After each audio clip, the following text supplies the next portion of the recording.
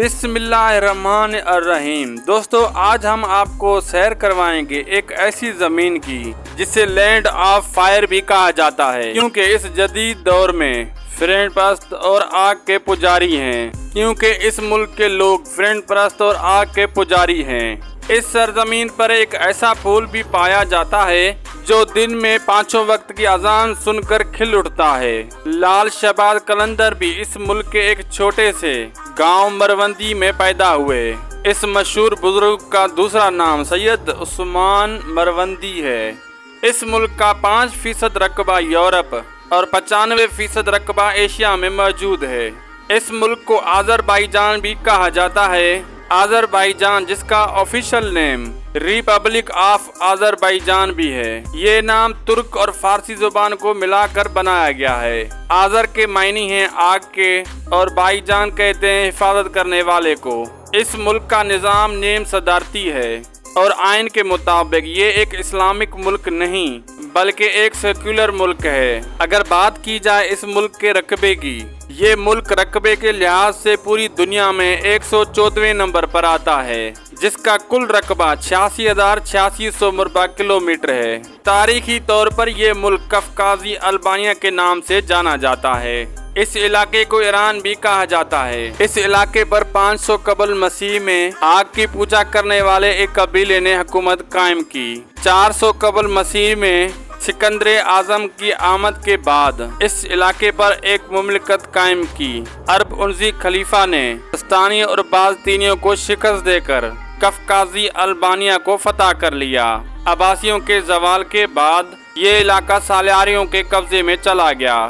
11ویں صدی کے شروعات میں ترک قبیلوں نے اس علاقے پر قبضہ جما لیا۔ اس کے بعد امیر تیمور اور امیل تیمور کی وفات کے بعد یہ علاقہ تو مختلف ریاستوں میں بٹ گیا۔ اس کے بعد یہ علاقہ شیوا شاہوں کے پاس چلا گیا، جنہوں نے 1861 سے لے کر 1539 تک حکومت بنائے رکھی۔ 15ویں صدی سے قبل آذربائیجان ایک سنی اکثریتی ملک تھا۔ 16ویں صدی میں شاہ اسماعیل نے اقتدار ہاتھ میں لیا اور ظلم و ستم کا بازار گرم کر دیا۔ ملک میں قتل و غارت عام اور معمولی بات بن گئی۔ جس بھی شخص نے زندہ رہنا تھا، اس کا صرف ایک ہی حل تھا، وہ شیعہ فرقہ میں شامل ہو جائے۔ اس ظلم و ستم میں 6 لاکھ سنی باشندوں کو قتل کر دیا گیا۔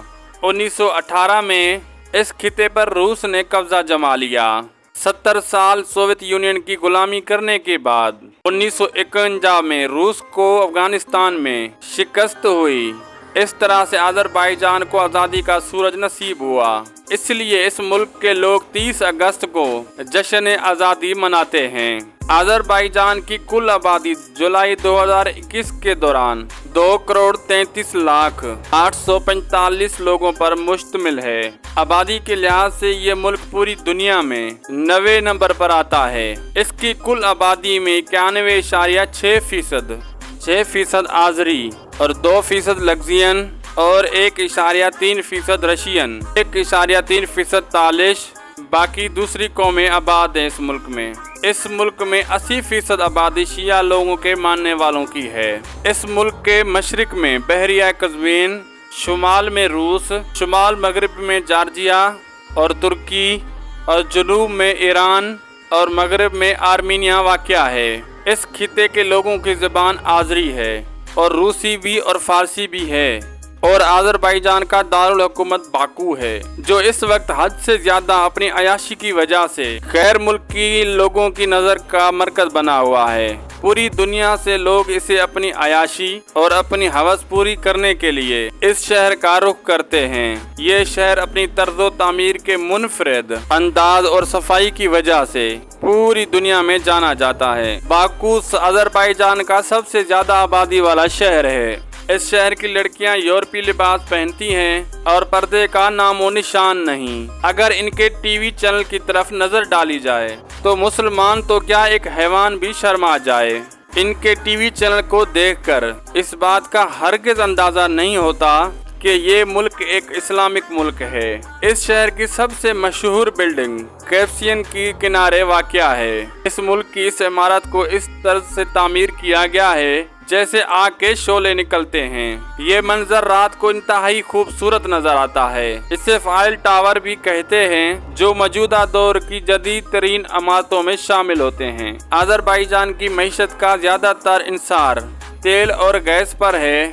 दूसरे जंग अजीम तक ये मुल्क पूरी दुनिया में आधा तेल सप्लाई करता था, लेकिन इसके बाद बहुत से ममालिक में तेल दरियाफ्त हो गया।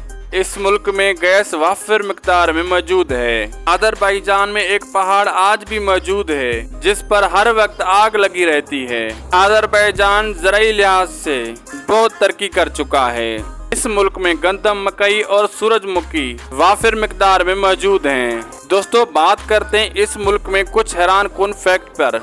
अजरबैजान में आप किसी भी शख्स से मुलाकात करें तो आप इस बात का अंदाजा नहीं लगा सकते कि ये मुसलमान है। सड़क के किनारे या बाजार में, ज़ेरे ज़मीन या मेट्रो स्टेशन पर आपको खुलेआम शराब के ठेले नजर आते हैं। इस मुल्क में शराब पानी की तरह फरोख्त होती हैं। खुले आसमान के नीचे रक्स सुरूर की महफिलें लगती हैं। शराब खानों में लड़कियों का नाचना मामूली और आम बात है। खवातीन दुकानें चलाती हैं और कारोबार करती हैं। मर्द इंतहाई सुस्त और वांदे हैं। खाना पीना और जिंदगी गुजारने का मुकम्मल तरीका रूसी तर्ज जिंदगी के ऐन मुताबिक है।